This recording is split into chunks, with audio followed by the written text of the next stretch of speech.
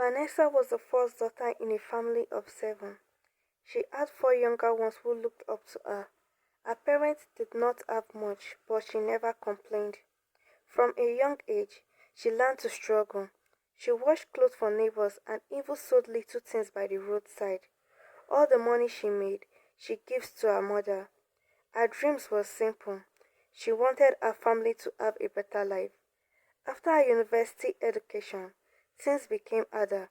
There was no job. Her siblings' school fees were due, and her parents were getting old. Vanessa was so worried. She left for Abuja to live with her friends. That night, her friend told her, "See, if you want to make quick money for Abuja here, now today follow men oh." At first, she said no. She didn't want that kind of life.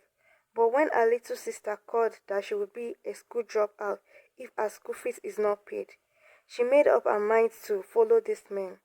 That was how Vanessa started going out with men for money, going to the big five-star hotels in Abuja.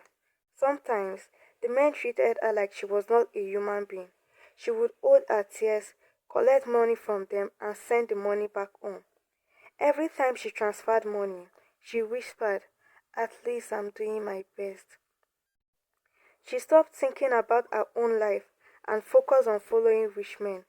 Her life changed completely. She was always going out at night, sleeping with different men, with plenty money.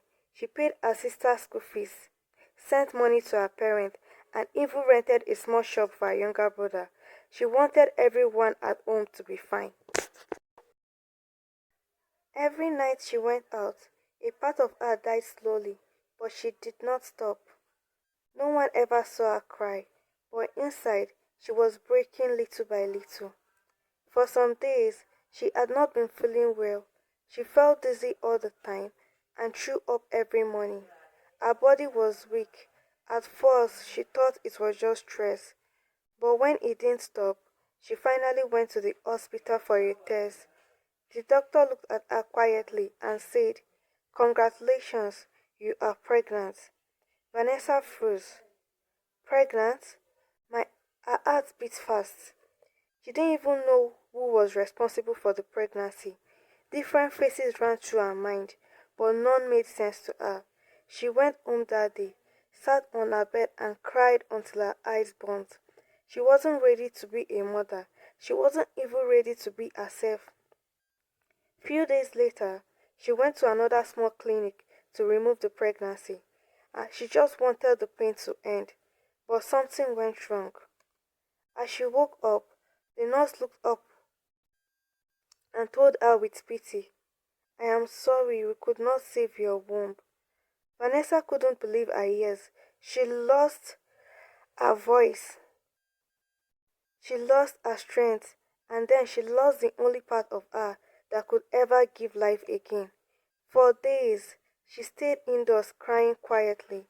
No one knew what she was going through. Her phone kept ringing, her siblings calling to ask for money, but she didn't answer.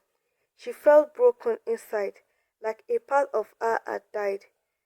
But she wiped her tears, looked at herself in the mirror, and said, "I have to stop this lifestyle." She used the little money she had to start a small business.